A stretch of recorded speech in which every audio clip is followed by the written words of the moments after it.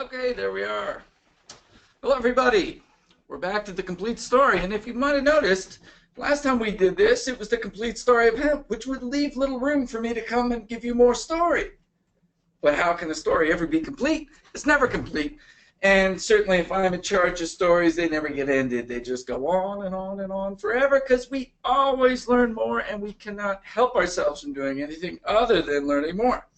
So in our new complete story, which can't be a complete story, but the second iteration of an eventual completeness that'll finish itself out somewhere with my grandchildren's age, here we are. Old wine and new skin, CBD and nanoparticle hemp extract. You see a prettier slide? That's a nicer title slide than our last one, and there's that pretty field of hemp. And we are going to talk, of course, about cannabidiol. We're going to talk about some pharmacokinetics of uptake that we have. We have great data on this CBD of ours that is taking the CBD world by storm. And we're going to talk about more about why do I think that CBD is the most important thing, the most important supplement to hit the functional and integrative medical world in the last, let's move that over there. How does that look now, Christina? Much better, thank you. Oh, good. All right, now I can't see my little video, so I don't know. Am I in the screen? Am I out of the screen? Are. I'm out of the screen. All right. Okay, so why do I think that CBD is the most important supplement to hit the functional and integrative medical world in the last 20, 30 years? Because it is. And why is it? Because it has so much effect on the brain down. I mean, you're going to hear this a lot coming from functional medicine people, coming from A4M, the Metabolic Medicine Institute. I was just with Fiona Crawford from the Ross Camp Institute, and she was talking about how she was just at New Hope and everything's neck up. You know, we used to like the whole body, now we just like the brain. Now, why do we just like the brain? Now, in the brain, you have a brain. And when the brain is rattled, you have neuroinflammation. The key there to the rest of your body is that it disrupts the autonomic nervous system. When that neuroinflammation cascades down, you have disruption of the autonomics. Now, what happens when you have disruption of the autonomics? Now, if we were in Europe and we were studying German biological medicine or some of the biological medicine in France, they'd say, well, of course, the autonomic nervous system controls perfusion to the whole body, which means controlling blood flow to the different organs, to the different areas of the body, even skeletal muscle. And when there's disruption in the autonomics, there's disruption in regulation of breathing, regulation of heart, regulation of digestion, and there's disruption in perfusion. So you may be starving one of your organs unwittingly just by having a chronic neuroinflammatory process. And so what creates neuroinflammatory processes? Just about everything we're exposed to these days. So we've got mold toxins, we've got Lyme disease toxins, we've got dysbiotic toxins, we've got mercury, cadmium, arsenic, lead, you name it. If it has a neurological impact, it is probably mediated through glutamate receptors in the brain. When this happens, there's an explosion of free radical activity, peroxynitrite free radicals. There's we're going to look at a sort of downward spiral between the microglia in the brain and the glutamate receptors in the neurons and how they get this self-perpetuating cycle of neurotoxicity. Well, that's a little bummer if we initiate this fire in the brain and it won't stop. But what is not a bummer is that CBD is able to damp that, is able to step on that cycle and stop it. So, what are we going to talk about today? Well, let's start by reviewing the endocannabinoid system and what that is and which are the endocannabinoids. Endo means inside, meaning yes, we have cannabinoid receptors and cannabinoids that we make in our body. Then we'll talk just briefly about the phytocannabinoids, THC versus CBD. Then we will focus in on our subject here, which is CBD in that delicious nanoemulsion. So we're going to take you through a tour of liposomes and lipid nanoparticles, and in particular the quicksilver delivery systems. One of the problems that I've run into of late is that there's all these companies out there making claims about their liposomal products.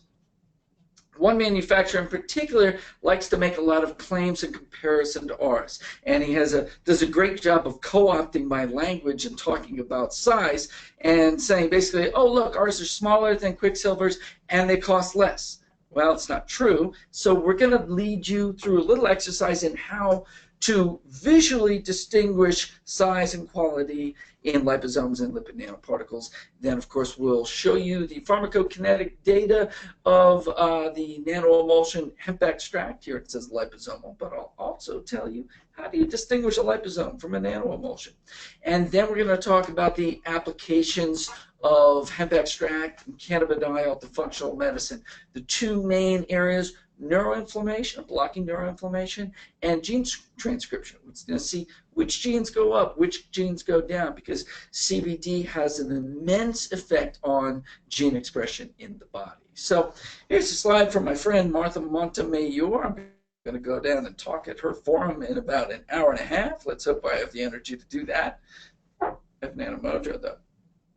So, endogenous cannabinoid system. Endogenous means inside. It means it's made within the body. And cannabinoid receptors have been part of the body for millions of years. It's very interesting looking at the evolution of cannabinoid receptors. In fact, I had a slide in my autism talk, and I forgot to bring it over to this one, looking at the evolution of cannabinoid receptors, and it was millions and millions of years ago. It's really impressive. This the cannabinoid system and signaling in the body has been part of multicelled organisms for millions of years. And the endocannabinoid system, as it's evolving and we're learning about it, we're finding it as kind of this glue, this neuroendoimmune glue. What does that mean? So there's different neurochemicals in your brain. You've got the hormone structures and the immune structures. So in there is the endocannabinoid system, just kind of gluing all of these different things together so they don't get out of control.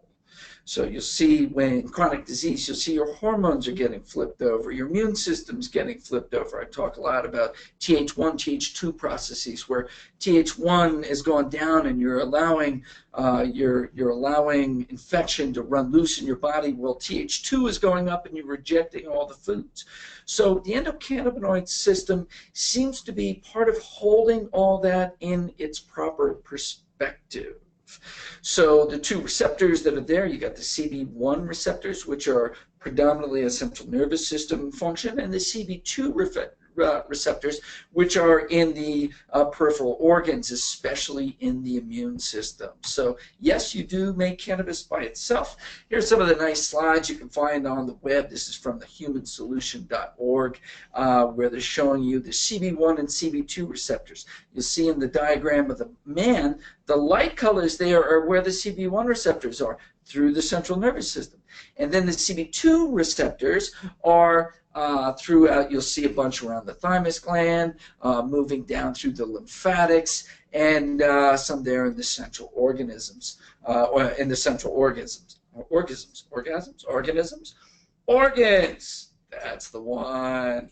Okay, so CB1 responds to THC, and it responds to the endocannabinoids, which we'll look at next. CBN, they have there listed as a key going into the CB2 receptors, into the more immune-based CB2 receptors. And you'll notice that the cannabidiol there, the CBD key, is black. It doesn't technically fit into either the CB1 or the CB2.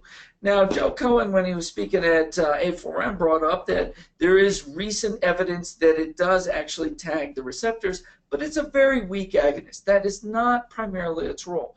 Its role is more on controlling where endocannabinoids and exogenous cannabinoids like THC and CBD, where they go, how they hit the different receptors. The most obvious and tangible effect in this aspect of modulating receptors is how CBD modulates the effect of THC on those cannabinoid receptors. I don't know. If you take THC alone, it will strike the CB1 receptor directly, and that will result in a very psychoactive effect on the body. Now, if you take CBD with the THC will now split its roles between the CB1 and the CB2 receptors. And this modulates that psychoactive effect so that it's much less strong. This is really good if you're looking to use mixed THC CBD blends in states where medical marijuana is legal. You really need the CBD so that the THC can strike the CB2 receptors and have the immunomodulatory effects that you can get from cannabinoids.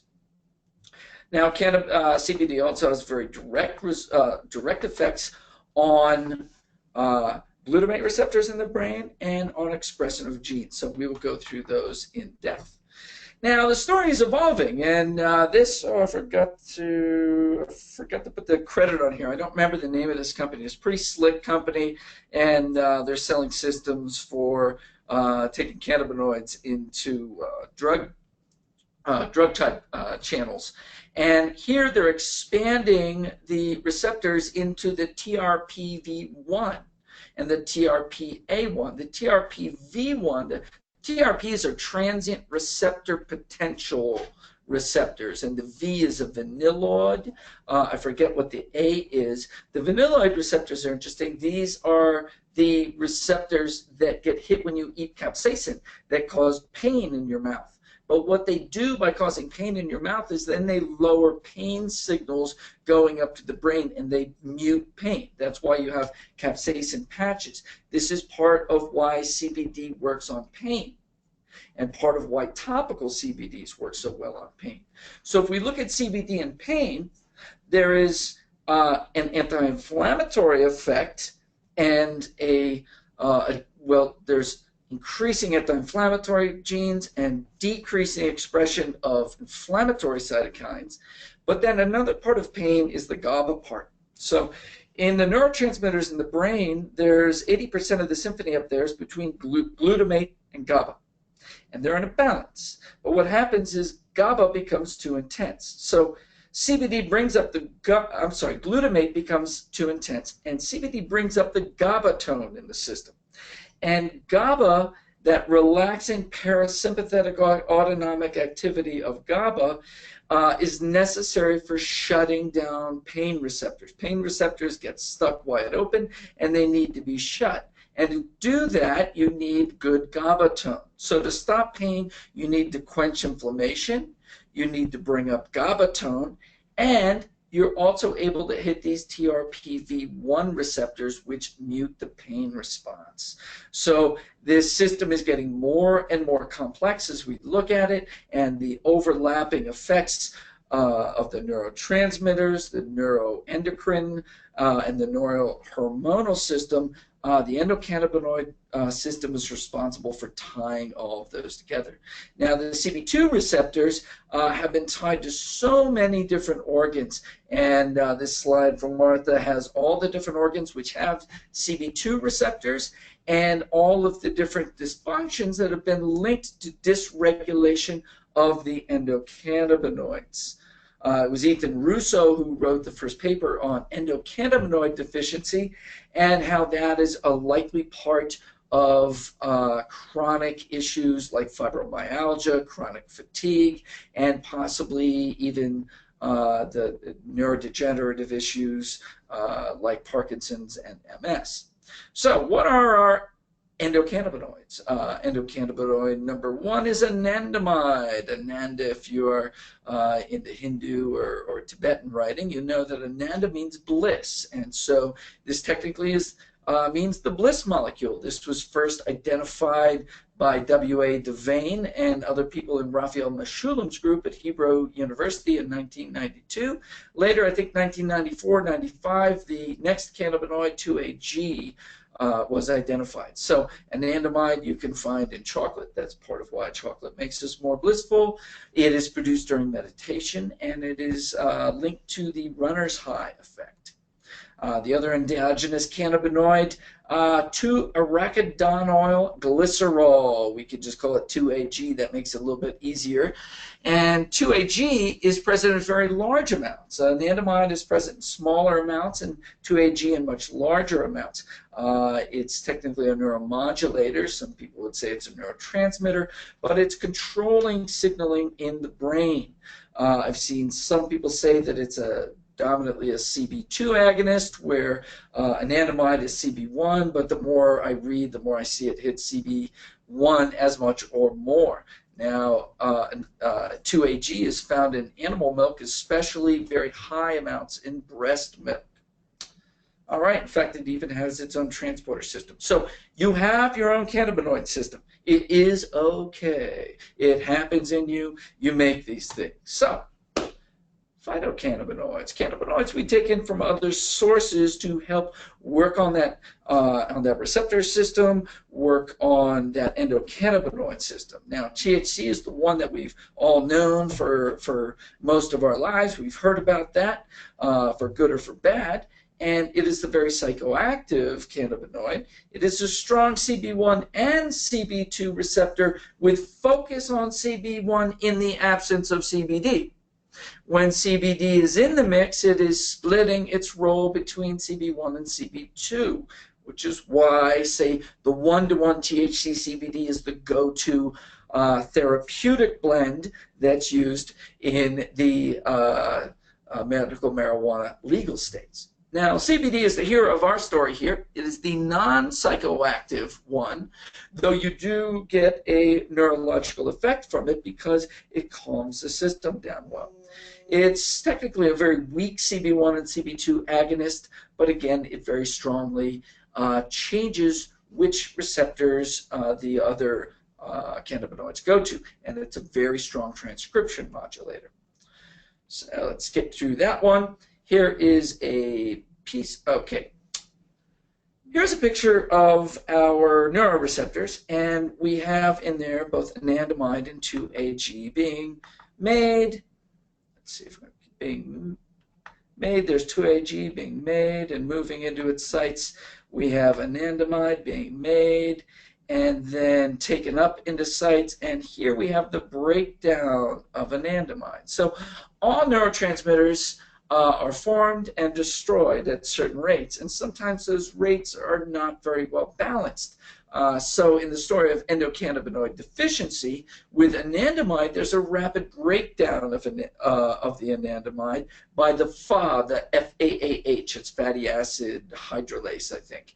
And one of the things that our friend CBD does for us is to slow down that breakdown. And in the case of 2-arachidonyl glycerol, the CBD is able to increase synthesis. So CBD is enhancing endocannabinoid tone by 1, increasing synthesis of 2-arachidonyl glyceride, and 2, by blocking the FAH enzyme from breaking down anandamide. So that's allowing a pooling up of anandamide and an increase in the synthesis of 2-arachidonyl glycerol. So it's important for you to see that there are an immediate effect of CBD, which you'll feel if you take a lot of CBD. You feel your system just let down. If you have anxiety, you really feel it. The more like hyper anxious your system is, the more you'll feel that calming. So there's an immediate effect on the glutamate receptors, but then there's a long-term effect by building up and lubricating your own endocannabinoid system, and that is going to result long-term in more integrity to this neuroendo immune system. All right, so let's talk now about liposomes and lipid nanoparticles. So, liposomes, you hear me talk about them a lot. I have some pretty new slides for you. And so phosphatidylcholine is the core to making liposomes or liposomes. And here you have a picture of phosphatidylcholine. You see it's got its fatty acid tail here, and up at the top it has a water-soluble head. These arrange into what are called bilayer sheets, and really they're not straight like that, they're rounded, and they complete themselves into vesicles that look just like this. Notice that this looks just like a cell, so it's got a bilayer spherical membrane. It's a vesicle, and it's got a little water payload in the middle that can hold a water-soluble molecule. Now, in this picture, they put some little fat-soluble elements in the membranes, and it is true that the membranes can have lipophilic compounds in them as well. Though really, if we're going to do lipophilics, we're going to do a different particle system. We're going to do a nanoemulsion or lipid nanoparticle that doesn't have a water core, but instead has a lipid-based core. And of course, when you hear me talk about these things, you'll hear me talk about how the delivery vehicle itself, the liposome or the emulsion, is bringing in phospholipids into the system that can then be part of building membranes and membrane-like structures like the endoplasmic reticulum. And that's a big part of the activity or the therapeutic activity of all these products that we make. Now, one of the very attractive aspects of a liposome is its ability to deliver its payload more efficiently into the cells. And you'll see lots of, if you Google liposome cell interactions, you'll see a lot of pictures like this where the liposome's membranes fuse with the cell membranes, and you have this delivery either by an endocytosis or a pinocytosis, some sort of vesicular bringing the liposome into the cell, or just fusing with the outside of the membrane, and you're able to get a more advanced delivery into the cell. So that's one of the things that we like about it. Now, when we take oral liposomes or nanoemulsions, we're getting them to absorb beginning right in the oral cavity, and then as they go down through the GI tract, rapidly absorbing into circulation. Some of these are rupturing as they go into circulation, and you have the raw compounds moving through the blood, and some of the particles are going to be delivered intact, and they'll find their targets throughout the body. Now, what's important, I want to make you guys experts in these kind of lipid nanoparticles like liposomes. I want you to understand size, and I want you to be able to visually recognize different sizes. So one of the easiest ways to categorize liposomes is through their size. And you'll see I have that simplistic diagram over on the left that we've been looking at, and now we have, with those red layers, we have 3 different size classes. Now ideally we would have made that MLV much bigger, but you see the MLV, that means multilamellar vesicle. A lamella is a layer or a leaf. And so you have multiple layers. This happens when you first mix the phospholipids and other surfactants into the water. You get these multiple layer structures that are from 300 to 5,000 nanometers in size. They're very unstable, and it consists of bilayer water, bilayer water, bilayer water.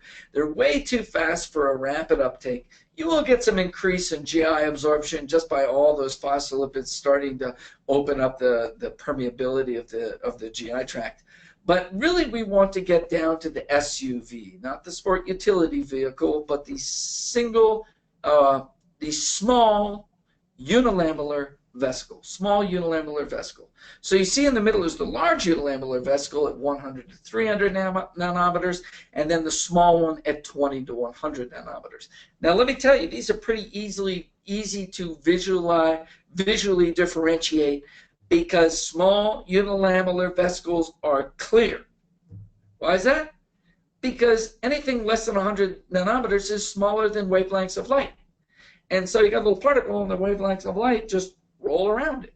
Whereas the big one, they hit it and they bounce off and they create a diffraction pattern. So the MLVs and the LUVs will be milky to gel.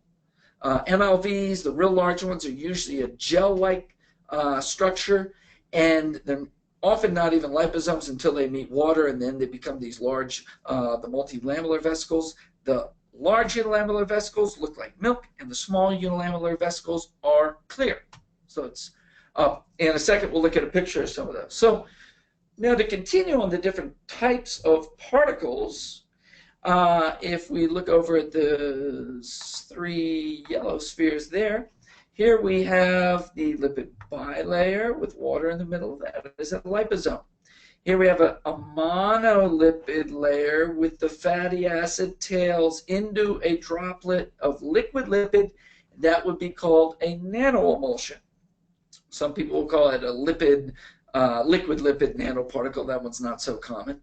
And then over here we have a solid lipid nanoparticle. This is made when they take waxy type oils like monodiglycerides, heat them up to their melting temperature, and homogenize them then with the surfactants and then cool them down. Of the two, we use the liposomes and the nanoemulsion. And if we're going to deliver a fat-soluble compound, we are going to use the nanoemulsion. Now, I don't know if my picture is over top of this particle here, so we'll just move it over here. And did I move my picture out of the way? Okay, so my picture persists up there. All right, well, if there's pictures over there, I'll try to move. If there's something you got to see, I'll try to move my picture. So up on the top is a more realistic diagram of how we do a really good nanoemulsion. We'll use at least 2 different types of surfactants, often some different essential oils or carrier oils in there along with the phosphatidylcholine. We often use TPGS, tocopherol polyethylene glycosylhexanate is the best of the co-surfactants for doing this. And there you've got the hydrophobic phase in the center, and that's where the cannabinoids would be, and you've got the phospholipids and other surfactants on the outside stabilizing that little nano drop of oil. Oops. Okay, so here's the key to the whole thing: size. Small size penetrates fast. So this is a study done with CAC02 cells. These are an intestinal model cell, and they're used as a model for GI uptake. And they used a compound that would not go into the cells normally unless it was in a liposome. And they took discrete sizes of liposomes. You see 236, 168, 97, 79, 64, and 50 nanometers in these different treatments. And the black bars are a 15-minute incubation with the fluorescent molecule in the liposome. And the white bars are a 60-minute incubation. Taller the bar, more gets in. You'll notice more gets in after 60 minutes and after 15 minutes. But the 15 minutes are a good model for us. We can see that without a liposome, you get nothing into the cell. At 236 nanometers, which would be a large unilamellar vesicle. Those look like milk. That is the smallest end of all the other nutraceutical liposomes out there, except for Redisorb. They're around 150, 170. So at 236, you just get a little blip in there. Now drop down to 97 nanometers, and you have a 9-fold increase in uptake. Go to 64, and you have a 34-fold increase in uptake rate. 34-fold. You go to 50, you're at 40 nanometers. That's as small as they went. Now nanoemulsions with some of the lipid solubles are even smaller. They can be down to 20 nanometers. So everything that we make at Quicksilver Scientific is in this 50 to 80 range, really. There might be something in the 97 range, but most is in the 50, actually in the 20 to 80 range. And each compound that we make, each product we make is slightly different sizing, slightly different particle to accommodate the compounds that we're trying to put in there. This is an art. It has to be done correctly so that each one of these products is stable. Now, what do I mean by stable? Let's take a look at what stable is and what not stable is. All right. That'll be in the next slide. We'll look at the different ones. But in the Quicksilver delivery system, and there's the mark up top of the Quicksilver delivery system, you'll see that on various bottles. Here's it on our bottles, distinguishing it as Quicksilver delivery system. But it's a Quicksilver product, so you probably figure it's Quicksilver delivery system. But if you were to look at somebody else's product that we make, you'll find Quicksilver delivery systems, and that will be a mark of trust for you. And if you don't like the product, come and yell at us, and we'll give you a new one. Should I have said that? Yes. Phones are ringing. No. Everybody's going to be happy, so that's why I said that. So all these things are sized 100 nanometers and below. As far as I know, everything that we make right now is between 20 and 80 nanometers. We're using the highest possible grades of ingredients. Each different particle is tuned with component ratios to match the compound that's in it. When I show you some of these other products that are sort of pretending to be what ours are, you just see visually that they weren't able to do it. You've got to get the ratios all perfect. So especially when you get to glutathione, highly stable, low degradation products. Glutathione is a great way to measure the quality of a system. You just open it up, look at it, and smell it. It should not smell like hydrogen sulfide. That is a breakdown product of the glutathione. And it should be looking the same all the way through. Here is a great example of that. Here is the quicksilver glutathione over on the left side. You see that picture of it in a centrifuge tube. We put it in the tube and put it in a centrifuge. And what you'll see in an unstable product is separation. The two destabilizations that you'll commonly see in any kind of emulsion system is creaming, where the lipids move to the top, they break away from the phosphate heads, move to the top, or sedimentation, where they move to the bottom. You'll also see aggregation, where small particles come together into big ones, but you'll mostly see that when you look at a laser sizer. So there you see it's clear from top to bottom. This is about 70 nanometers, 70, 80 nanometers. There's a measurement on the next page, and it's the same throughout. It is not separating. This is a small unilamellar vesicle, and that puts it in the size range of the rapidly absorbed particles. Now, on the other side, you see a competitor's particle. Go away. There you go. Two products made by the same manufacturer under different labels. One is yellow because it's got a little bit of B vitamins in it, and you'll see up here that layer that floated to the top, and this will happen if you just pour it out into a tall, thin glass. Overnight, you'll see stuff float to the top. That's called a creaming layer. Those are phospholipids that are broken apart, and they're no longer available to make liposomes. Then you see this heavy layer down here and a clear layer here. This is not right. This is all broken apart into different phases, basically, and I'll show you how much glutathione ended up being in there. This one has not broken into 3 phases, but you still have that creaming layer on top. Now, these are both very large liposomes, and how do you know? Look, it's milky. If it's milky like that, it's got to be over 200 nanometers. It's usually around 300 nanometers. If it's clear like this, it's got to be less than 100 nanometers. All right, very simple. Now we'll show you some more examples of all that, but let's look at the measurements of this. So here we have our glutathione. There's the size measurement. Every batch that we make, while we're making it, beginning, middle, and end, we're running size profiles on it to see if we have to change any of the shear dynamics. And we have to do to keep us in the spec, in our specification for size. So here you see this is 71.5 nanometers as a mean size. You send it out for measurement. We have 104 out of 100 milligrams per ml. That's final label claim content, and everything looks great. Now let's look at these competing liposomes. Here in this yellowish one, and incidentally, you should open these up and smell it during our sort of expose on these things. We open them up and stank the whole room up. And this actually claimed to be 85 nanometers. And when it's measured, it is 304 nanometers. And when it was measured for glutathione content, 32 out of 500 milligrams. 6% of label claim remaining because it's all broken down. One of the other great, in this comparative marketing, we're smaller, we cost less, and we don't need to be refrigerated. Great, have fun with that. Don't refrigerate your glutathione. You see what happens? 1 month, unrefrigerated, 20% loss. 1 month at 35 degrees, 50% loss. You got to refrigerate it. A couple of days at room temperature or slightly elevated, it's fine. But anything extended, you're going to end up like this. The other one, the creamy looking one, 161 out of 500 milligrams. That's 30% of label claim, 323 nanometers, not 85. Okay, well, Now here's their vitamin C, and what do we see at the top of theirs? A creaming layer again, destabilization. This was also measured in the 300 nanometer range. We didn't send it out for vitamin C testing.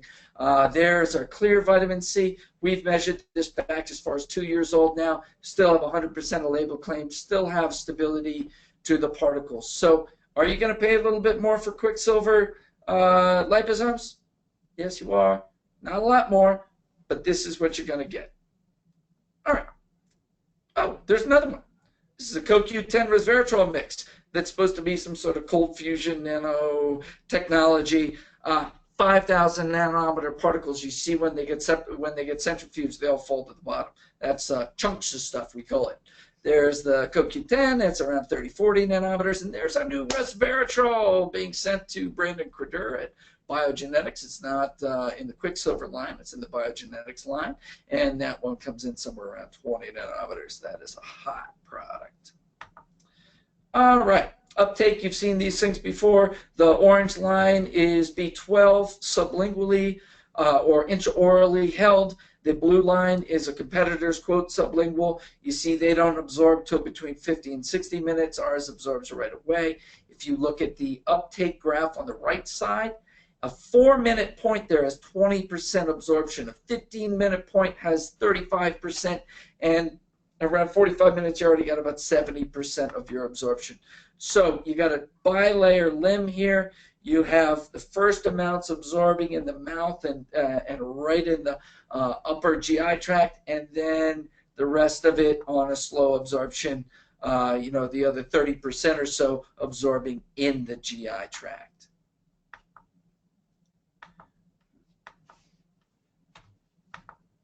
All right, so liposomal hemp extract. What do I call it there? I call it a neuroadaptogen. So if you guys know what adaptogens are things that bring high up and low, high down and low up. They bring things into the middle. The adaptogens you would know, and I'll show you some pictures about them later, because I love more than anything to blend together cannabidiol for the brain and the nanomojo for the adrenal and hormonal system below. I call this the top-down, bottom-up stabilization system. So adaptogens would be like ginseng, ashwagandha, eleuthero. You probably don't know jugulans or jaugulan, but should. It's in the mojo. So this, unfortunately, I forgot to change that. It says European source hemp extract in our Colorado hemp oil. All right, that's not true. Colorado hemp extract in our Colorado hemp oil at 6 milligrams per mil with small amounts of the other non-psychoactive entourage phytocannabinoids, CBG, CBC, CBDV. The plant is legal under the Farm Bill because it is certified to have less than 0.3% THC before it is harvested. Every batch harvested in Colorado has to be certified by the Colorado State Department of Agriculture, and if they register above 0.3% THC in the whole plant, they are burned to the ground. I do know one company that lost a $250,000 crop because it came in around 0.4. So all of these are legal, non-psychoactive, and then we put them into our delivery system for exceptional bioavailability. Now, in our particle system for hemp, here you're dealing with a nanoemulsion, or more clearly something a little bit like this. Now, it says microemulsion. This is not a microemulsion. It is a nanoemulsion. It uses shear to get down to these sizes. And it is rather stable at that point. All right, Christine is coming over to yell at me again about something that I cannot control. All right, it worked. Okay, interesting. The dynamics of streaming things. All right, well, here is one of the outputs of our sizing. It was about a 20 nanometer particle, very small, very rapid uptake. That was a very important slide. Okay, so you all know that we make good liposomes here, good nanoemulsions, all lipid nanoparticles we make here with exceptional quality because we obsess on it. Now, you're going to see a lot of liposomal CBDs, liposomal hemp extracts, and the worst of them all, liposomal hemp oil. Why is that the worst of them all? Is there any CBD in liposomal hemp oil? No, it's derived from the seed, not the whole plant. Why would you ever make that? Because you're a crook. Ooh. Philip lays it out. All right, so there's a lot of things coming on the market. There is a liposomal hemp, I don't know what they call it. They used to call it liposomal CBD. A lot of people are calling it hemp oil and hemp extract now just because of regulations. But there is one there where they say liposomal hemp oil, and it's actually not hemp extract. And the hemp extract, the whole plant extract, is what is going to have cannabidiol and other phytocannabinoids in it. And this particular product had only hemp seed oil in a liposome. There's no real reason to put hemp seed oil in a liposome. And people now, because they're confused, because we keep calling everything hemp oil instead of CBD, they're going to buy the liposomal hemp oil thinking that there's CBD in it, which there's not. Now, in our picture here, we have, of course, our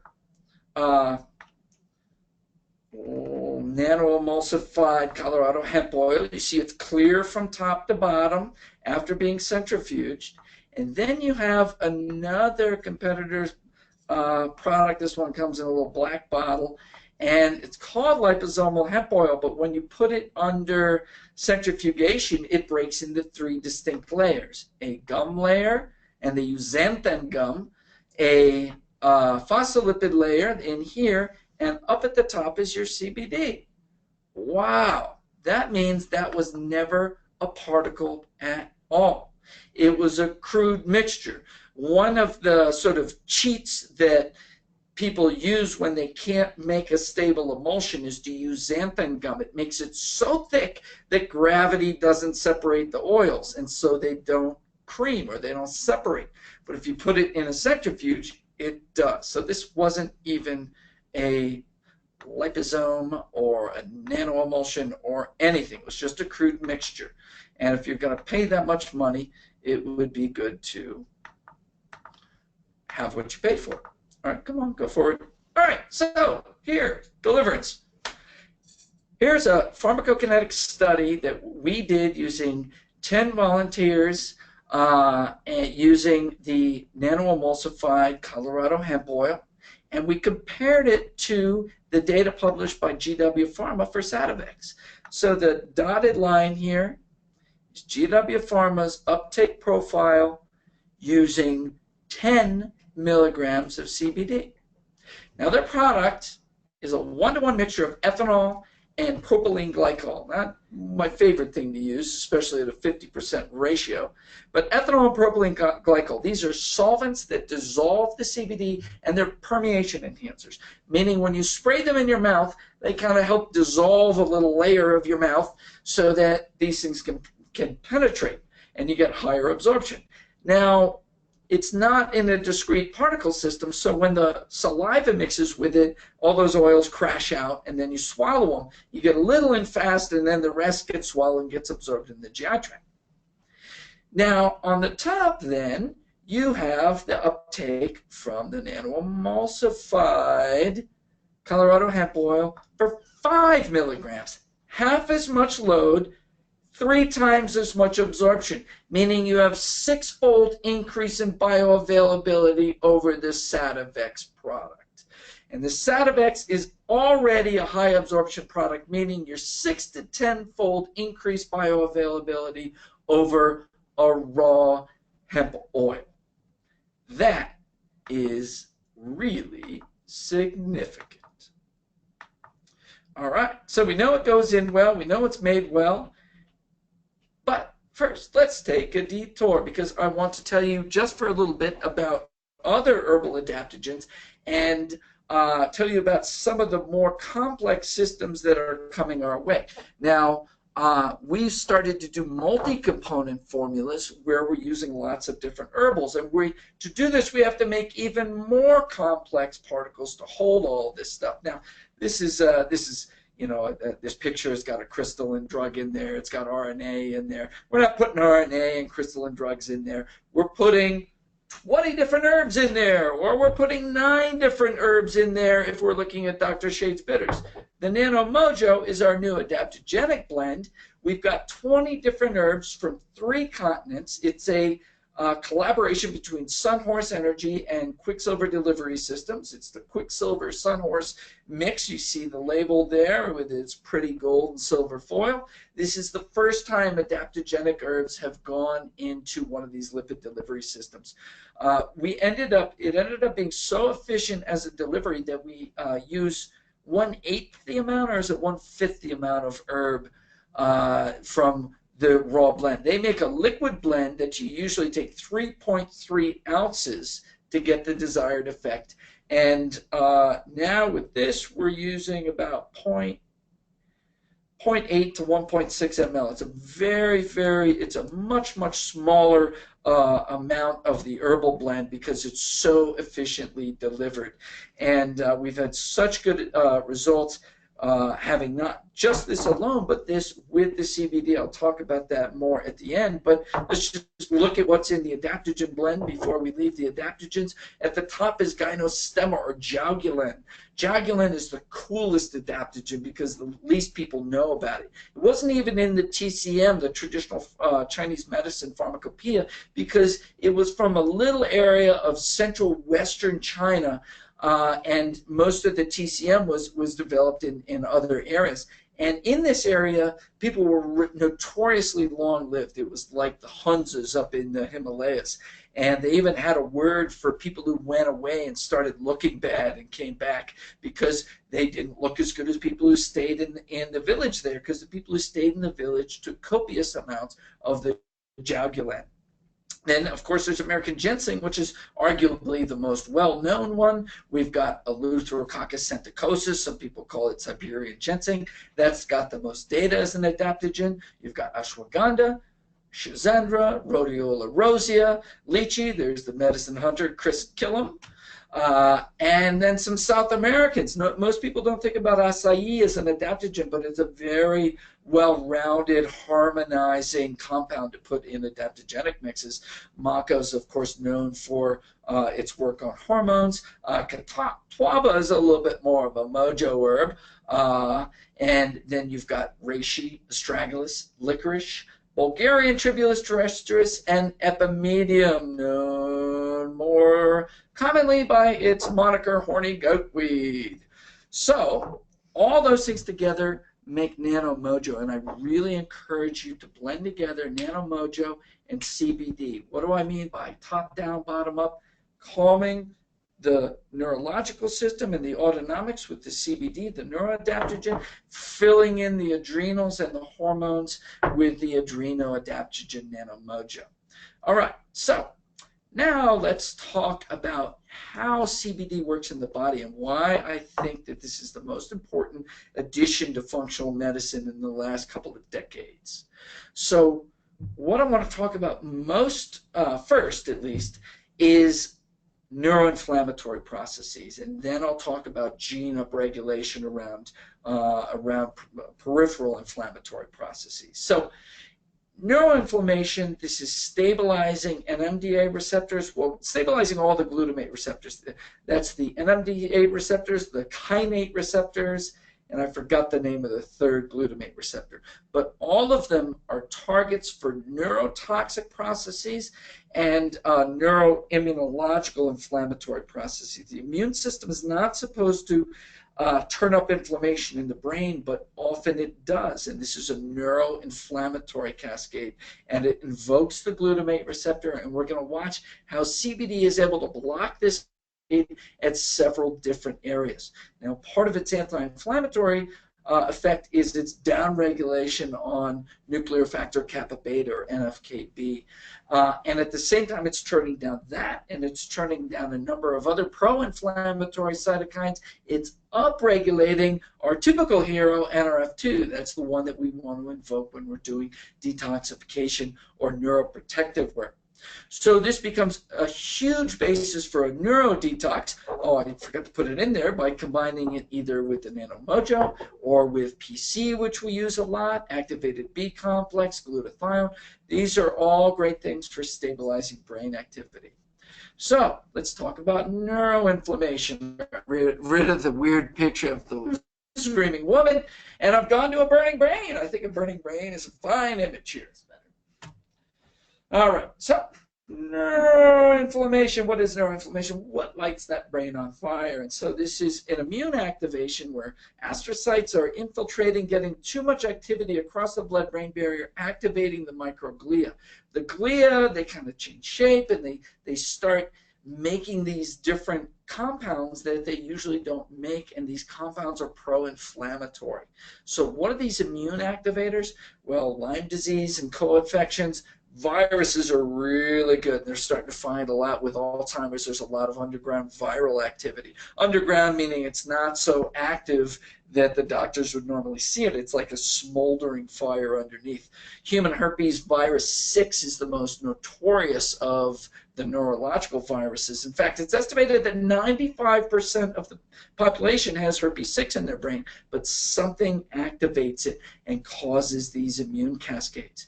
Beta amyloid is well known to do some of this activation, as are other infectious sources and multiple environmental toxins. But we're going to see in the next slide that it's more complex. Some environmental toxins are hitting the glutamate receptors, and some are activating it at a glial level. So this is a really important concept slide here. No, I don't know. All right, let's pull my head out of the way.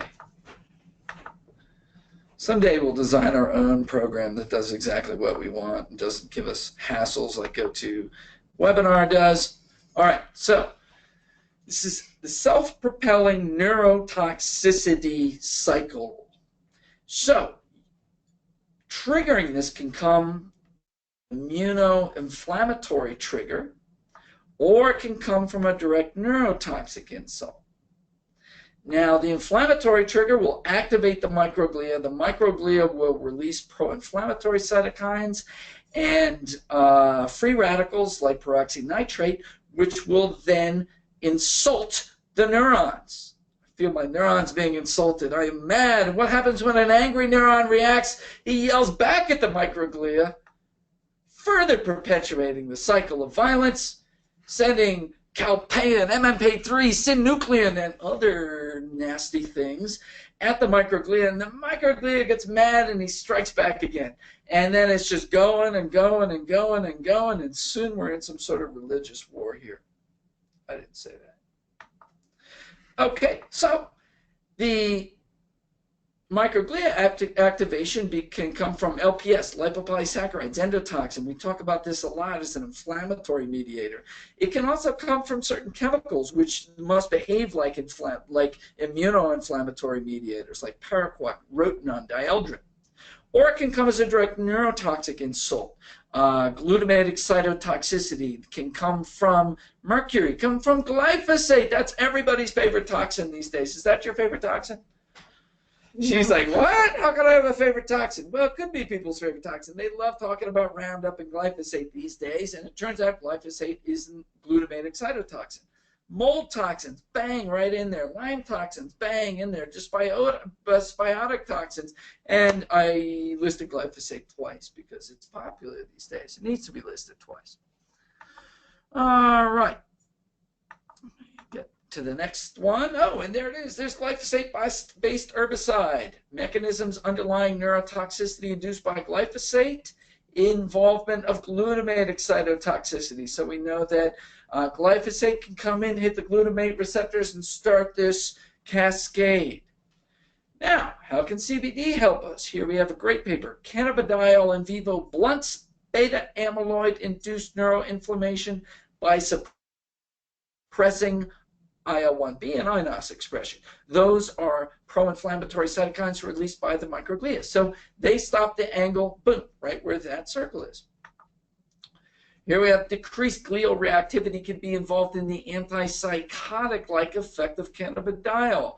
Here, stabilizing microglia, stopping the release of the pro-inflammatory cytokines. Incidentally, if you're looking at something, I forget the name of the psychosis, but THC is a little pro-psychotic, and CBD is antipsychotic. So in the cases of schizophrenia, THC exacerbates schizophrenia, where CBD is known to blunt the effects of schizophrenia. So very interesting how those two work together or work against one another. Here we have neuroprotective antioxidants from marijuana affecting the NMDA receptor, CBD and THC, both stabilizing the NMDA receptor. Mechanism, oh, that was glyphosate again. Look, I got to show it again. But since those are acting at an NMDA receptor or glutamate receptor level, we know that the CBD will be stabilizing the neuroreceptors there, the glutamate receptors there. In fact, when we really came to understand this the most was when we started traveling around to a lot of conferences, and you go to conferences in moldy areas. San Diego was one, and bar none, above all, was the Diplomat Hotel in Hollywood, Florida, A4M in the fall. We went there. The Diplomat, people like going to the Diplomat because most of the hotel opens up on the ocean, and you have this, going out of your hotel room, you've got this balcony, and you look out on the ocean. Well, they closed all of those up to redo all of the waterproofing on the outside because obviously they were getting a lot of water in because the whole hotel was filled with mold, and they just sealed the damn thing shut. Never in my life have I seen so many glazed-eyed doctors looking cross-eyed coming up to me and being like, what do you have? I'm like, don't you know me? Chris, like we know each other. And they're like, and so we give them CBD, and all of a sudden, whoosh, the clouds part, and they're like, my God, how did I get here? It was really that bad. Maybe not quite that bad, but it was really bad. Christina, was it bad? Really bad. It was really bad. We call it neurochaos. And then in these places, they got massive EMF because they're broadcasting wireless all over the place. They've got all these HVAC systems going. There's stuff all over the place. And as soon as you start getting that neuroinflammatory cascade from all those mold toxins, then all that EMF starts working on you, and everybody was just a disaster. It's really hard to get through those days. And CBD was absolutely required before we could have a reasonable conversation with people. It was required before you could do any kinesiology testing on them. It was required before any of the other supplements worked on them. It was a prerequisite before anything could go on. Then I really got to understand how important this was. And since then, we've been really pushing it for this neuroinflammation stabilizing effect. And once you stabilize that brain, you're going to stabilize down into the autonomic nervous system, and you are going to set up the conditions for healing. Really chronically ill people need this more than any other supplement. No problem saying that. It is true. Interesting one here. In this one, the NMDA receptors were active, and the cannabidiol brought them up to normal activity. That's part of why I call it a neuroadaptogen.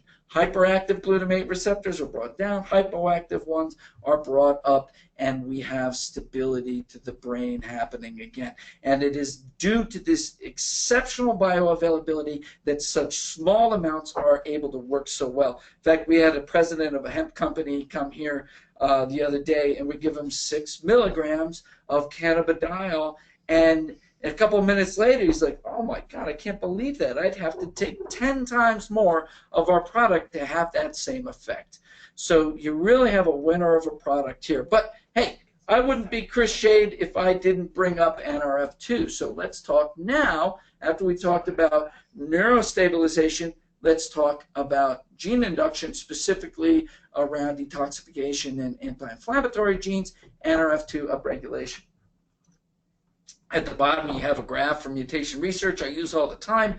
NRF2 is a mechanism where certain conditions trigger the change in conformation of something called KEAP1, so that NRF2, which is called a nuclear, now I forgot, nuclear transcription element, something like that. It'll come to me a little bit later. It is going to move into the nucleus, and it gets this pretty name that I forget now because it's able to go into the nucleus and turn on families of genes. It seemed like we had an endless amount of proteins and an endless amount of different pathways with an endless amount of genes, and there was just no accounting for how it was all put together. And then we found these transcription modulators like NRF2 that turn on families of genes. It turns out that families have what are called promoter regions that are unified between these families. And so you have this trigger that turns on families of genes through the promoter region. And the promoter region here is called the antioxidant response element. Because they used to think it was responding to antioxidants, but it turns out it's actually making antioxidants. And one of the things that can trigger this is oxidative stress. But a lot of different plant-based compounds trigger upregulation of NRF2. And these are the things that we think of for detoxification. Things like the compounds from the crucifers like sulforaphane and allyl isothiocyanate and other isothiocyanates like that, allicin and diallyl sulfide from garlic and alliums, and things like epigallocatechin from green tea extract, ellagic acid from pomegranate extract. All of these are inducers of NRF2, the one we use in our detox the most, besides Haritaki polyphenols, would be lipoic acid. That's where it's acting. It's upregulating expression of all of your detoxification genes. Oops, I need to change my tool here. All right. And so, when you go online, you start reading about cannabidiol, you found cannabidiol protects liver from binge alcohol-induced steatosis by inhibiting oxidative stress. Well, how does it do that? That's through upregulating NRF2. Here's another one on alcohol protection, neuroprotection, that do that by upregulating your protective mechanisms, all the detox mechanisms. Now, here's one of my favorite papers, differential transcription profiles mediated by exposure to cannabinoids, cannabidiol, and delta-9 tetrahydrocannabinol in BV2 microglial cells. Microglial cells are brain cells. So what's happening in the brain when you're exposed to CBD or THC? Turns out very different things. CBD is much broader in its effect on a transcriptional level. What does transcription mean? So transcription of a book would mean I got the book, I read it, and I write it down. Transcription in a biological context is the book is the DNA, and the RNA write down the program, and they take it to the ribosomes to make proteins. It's transcription of coding for proteins, bringing information into action. Oh, that sounds cool, doesn't it? Sounds like a slogan here. We're bringing information into action. So, glutathione, the hero of our normal lectures, is strongly upregulated by this, as are all the NRF2 things. So, here, this is really important. Let's just look at the top line. This really shows it all. This is the number of genes upregulated or downregulated by exposure to CBD or THC. So, downregulated. 517 genes downregulated by CBD versus only 29 by THC. 658 genes upregulated by CBD versus only 36 for THC. So THC is an actor on the receptor system. Like the endocannabinoids, it's hitting the same receptors. CBD is modulating not just where that goes into what receptors, but it's turning on a whole host of biochemistry around it to frame the action of the cannabinoids. So let's see what kind of things it upregulates.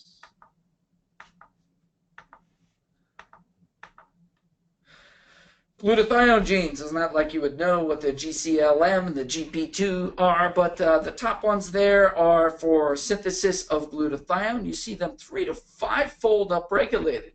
Then you have a couple, the glutathionase transferase is the thing that links glutathione onto a toxin so that you can move it out of the body. You see strong upregulation there. And a couple more at the bottom for synthesis of glutathione. So the glutathione system is being picked up by CBD, not by THC. And then these are the things that downregulates. You're downregulating these CCLs. The CCLs are pro-inflammatory cytokines or pro-inflammatory signalers. It's important during inflammatory activities. If you have an infection, inflammation is important, but it's important to be controlled. Endotoxin, or lipopolysaccharide, is a very out of control inflammatory signal.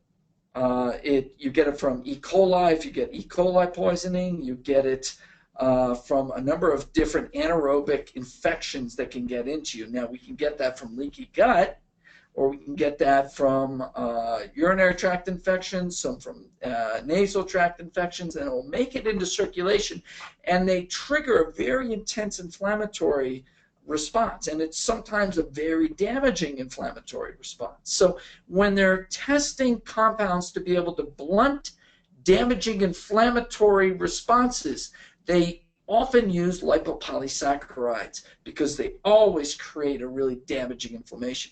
And they found that when CBD is used to treat the organism or the cells before the lipopolysaccharide insult, there's much less damage. And they say at the end there, the effects of CBD on the STAT3 and SOX3, those are different gene cassettes involving exaggerated inflammation, could underlie the potential benefits of CBD in the treatment of neuroinflammatory diseases. So in the brain, CBD is controlling inflammatory processes. Incredibly important. When you see me lecture before, this is a good one to help frame how important it is to control inflammation. When I'm talking about mercury and other metals and detoxification, I talk about how concurrent inflammation with toxicity creates an exaggerated damage. So just look at the title here, concurrent inflammation as a determinant of susceptibility to toxicity from xenobiotic agents. Brilliant title. Concurrent inflammation, meaning inflammation with toxic exposure at the same time, determines your susceptibility to the toxicity of that chemical. So when inflammation is high, the effect of the toxin is much greater, because when inflammation goes up, detoxification goes down. They go like that. You shut off detoxification in the face of high inflammation because you think, well, I better have this inflammation and I have to kill a lot of things with pro-oxidant activity, whereas detoxification is an antioxidant activity. So you need controls on that inflammatory process. And so in this paper, they have a time sequence here. Oops, wrong guy. They have a time sequence, and they have through time pulses of lipopolysaccharide or endotoxin going into circulation, creating times where you're more susceptible to toxicity. So a GI disturbance, remember I said leaky gut, letting lipopolysaccharides into the body. This is one of the great actions of CBD. It calms not just systemic inflammation, but GI inflammation. It's very good for healing the GI tract. So the GI disturbance is letting the lipopolysaccharides in. You've got all the mercury from the fish and the amalgams, and they hit together, and wham, it's a really destructive combination. Ooh, alcohol. Better be careful about that. Good thing we got a glutathione company. We got CBD to protect us. Infection. All these are pulses of inflammation in the system that are exacerbating the damage of the toxins that we're environmentally exposed to on a day-to-day basis. So control of inflammatory processes is super important. And this is one that I show a lot, and I'm showing it here. In this, these were mice exposed to just mercury or both mercury and endotoxin. And serum urea nitrogen is a measure of kidney damage. So here's mercury alone is nephrotoxic. Mercury plus lipopolysaccharide is very nephrotoxic. whereas lipopolysaccharide alone is not nephrotoxic. So look at the title, great title. Augmentation of mercury-induced nephrotoxicity by endotoxin. Augmentation. The endotoxin, the uncontrolled inflammatory process, is making everything more damaging. When we're taking things that control inflammation, we are making the toxins we're exposed to less damaging. Now, what we find in here, and this is really important to our mercury story, when we're talking about mercury story, in this we're looking at damage to the kidneys and the kidney transporters. Here with the mercury-treated rats over on the right side, you see very high mercury in the urine, and mercury plus endotoxin, you see low mercury in the urine. That's because the mercury endotoxin combination is damaging the transport proteins in the proximal tubule of the kidneys that move the mercury into the urinary flow. I believe, and we're starting to test this, that CBD will be one of our great warriors in protecting against that damage. We found that until we normalize urine to blood ratios for inorganic mercury, they're a measure of damage to the transport system. Till we normalize that, we can't get the people better, and CBD will be the great anti-inflammatory that we use, in addition to using the kidney drainage herbs in the Dr. Shade's Bitters number 9. So I'm looking forward to seeing all the data around that, because I saw, part of our trip to Florida, we also saw some people who that had kidney pain during detox, and the CBD released all that. Once it released their brains and they relaxed, I think that was an autonomic blockage around the kidneys, and a lot of that pain went away, and the detox got much easier. But the key to most of these people that were having a hard time detoxing was not just CBD, but CBD and the nanomojo. The CBD would calm the whole system down, open up everything, and let them detox, while the nanomojo brought the energy back into the system.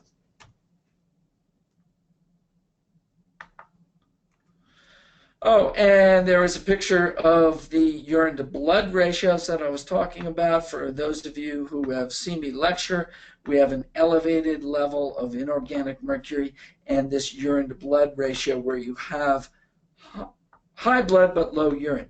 What we want to do is damp the inflammation in the kidneys, restore the drainage, refeed those transport proteins until you get a urine to blood ratio that matches that diagonal line right there.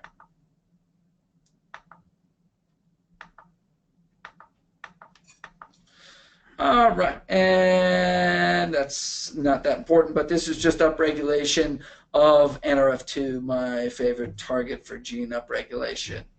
So we have CBD here, stabilizing neuroinflammatory process by stabilizing NMDA and all the glutamate receptors, downregulating NF-kappa beta and other pro-inflammatory modulators through upregulation of NRF2-ARE.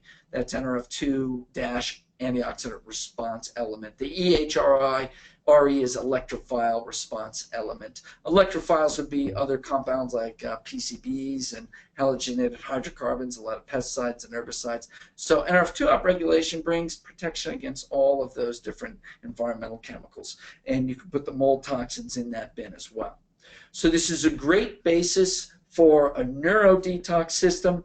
You can combine, as I've said multiple times, with the nanomojo. In fact, we've used this in autism. I wanted to get together some of the responses I got from the mothers who are using this, but it was really legendary. Some of the kids are really rolling back a lot of their issues, being able to think in time more, remember things that happened over the last week, put them into context to today's system, learning to spell, learning to ride bikes. It was all pretty stunning activity, all by this top-down, bottom-up system. Stabilize the brain, let that cascade through the autonomics, and then turn up the body's resistance to stress through the adrenals and all of the hormone glands. And then, of course, no neurodetox is complete without some phosphatidylcholine, little B complex, and some glutathione. So I'm going to flash that up there. At the bottom is a tiny URL that you can write down, which is a link to purchase the 3 things that we have on sale in honor of this. Of course, the Nano Mojo has to go on sale with the Colorado Hemp Oil. And the other one in our Relaxation Bliss Pack, we don't actually have a Relaxation Bliss Pack, but it would be called that if we wanted to, the GABA. So GABA, direct into the GABA receptors, more of a Band-Aid when you can't calm the system down, a little bit better for sleep. The CBD Colorado Hemp Oil, more of a long-term lubrication of the endocannabinoid system and stabilization of the glutamate receptor. So you can use these together, boost the GABA tone, and calm down the glutamate system and increase endocannabinoid tone, and of course the Mojo. So 10% off retail, 10% off for doctors as well. That link will give you the entrance into the 2 different sites for doing that. Now, do we have questions? Thomas is going to chime in if there are questions. Thomas is going to chime in. Philip has a question. How many nanometers are there in a millimeter? 1 million. Nano, micro, milli. Good point. So what is a nanometer? It's a millionth of a millimeter, which is already a millionth of a meter. So it's a trillionth of a meter, if I'm getting that right. Oh, it's a thousandth of a meter. Oh, sorry. Thousandth, so it's a billionth of a meter. 10 to the nano is 10 to the negative 9. A billionth of a meter. It's a small little amount. So I wonder how many nanometers it would take to make a human hair. Oh, yeah, good question. How many nanometers in a human hair? I don't know. We'll come up with those things so you can visualize this a little bit better next time. But you got a millimeter, you know that. A thousandth of that is a micrometer. A millionth of that is a nanometer. And so at the high end, we're at 100 nanometers, which is a tenth of a micrometer, 1/10,000th of a millimeter. So these are pretty small particles, hence why they're clear. Now, Tom Randolph, do you have any questions for us from the Peanut Gallery? Well, I think Or from our Christina's viewers. got a question or so. She's on. I've been asked to relay the questions, so I'm in here. All right, they're not doing a very good job of relaying questions to us. So we will. You can't hear me? No, I can't hear you. Okay, I'm bringing his computer in. All right, you're bringing the questions in. Brilliant. He thought we were on. We're on what? He thought speaker. Oh. Okay, so any future plans for QS mineral supplementation other than selenium, especially magnesium and zinc? Okay, magnesium and zinc are obvious minerals that go with all detoxification processes. We are working on a couple of different products for the mineral world. Doing things like magnesium and zinc are incredibly hard to do in a liposome because they destabilize the membranes through the phospholipids. They bind to the phospholipids. So we're not likely to have a sublingual of those, though I've been using other people's mineral formulas for a long time, but I've never really been happy with them. I always have to have people use the multi-mineral and add extra zinc, add extra selenium, add molybdenum. So we will have a complete product that has the appropriate amounts of magnesium, zinc, molybdenum, and selenium. Thank you. Next question. Should we be pulsing CBD? Great question. Do we pulse CBD? It's a little bit early to say that for sure, though. If you've heard me talk before, I say pulse everything. So I would do a little pulsing. For turning up endocannabinoid tone, where you're not turning up gene upregulation, it wouldn't matter as much. But if you are turning up gene upregulation, you should pulse it. 5 days on, 2 days off is good. 10 days on, 4 days off is another good way to go with that. Next question is, which product would be most helpful for an invasive ductal carcinoma of breast tumor? No conventional treatments yet, but have done ketogenic. I'm going to have to defer to your doctor on that because no good supplement maker would ever answer a question like that without putting himself at risk.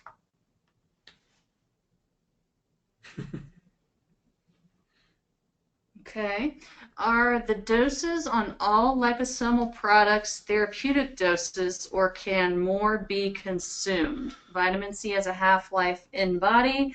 Does that still apply to liposomal vitamin C? And can all products be taken together? Half-lives of liposomes are a little bit longer. They stay a little bit longer. It depends how fast they're absorbed, though. So the more rapidly absorbing ones, the half-lives tend to be a little bit more normal than the slow absorbing ones. You can always go to higher doses. We put baseline doses in there, but almost every good protocol is going to start low and march up, titrate up the dosing till you get to the levels that really induce a big change in the cells. Now, can everything be taken together? Everything we're talking about here can be taken together. In the detox system, we usually have you separate glutathione from IFD because they're both sulfhydryls and they can cross-link. So we like to separate those a good 20 minutes or so. Often I'll have people separate artemisinin from the antioxidants, have the antioxidants in the morning and the evening, and the artemisinin in the middle of the day, but that's a little bit perfectionistic. It's not totally necessary. But everything we talked about today, you can just take all at once. Now, you don't want to fill your mouth up too much because you want to get some of that transmucosal absorption, and if you take 20 pumps at once, you're sitting there with a lot of volume. So it's better to if you have the time to spread them into smaller amounts, maybe 4 pumps at a time. Next question. Would the CBD or any other of your products act as a dopamine agonist? Dopamine agonist, I can't say for absolute sure. The L-Dopa in nanoparticles certainly does. But I don't believe so. I've seen a lot of conflicting data on CBD and dopamine receptors, but I've never seen a dopamine type action from the CBD. Yohimbine, yes, but not from any of these. Does CBD enhance the impact of pharmaceutical drugs? Would it be necessary to use pharmaceuticals carefully with CBD? That's a really broad question. It really ends CBD is often used to wean people off of opioids for pain because it's diminishing pain responses, it's increasing GABA tone, it's taking that irritating irritating pain response out, and so people are able to pull back on their opioids and other pain-based pharmaceuticals. Okay, I think that about covers it. All right, for the first time ever, we are going to finish 5 minutes early. So thank you very much. You have your links there. We will, just to give you a little bit of heads up on what will be coming, we will have at least 2 more hemp extract-based products. One will have other anti-inflammatories with it, like neuroprotective tocotrienol and boswellia. We possibly will have one out with some other neurotransmitters, like 5-HTP in it. And we also will have a THC-free one that will also be blended with tocotrienols and a couple other natural compounds to give it a more broad spectrum. But for people that worry about residual amounts of THC, the THC-free will be a good option. So thank you all very much. It's been great being here again. It's great talking to you. And we look forward to seeing you next time here on Quicksilver Scientific Webinar Series. Bye.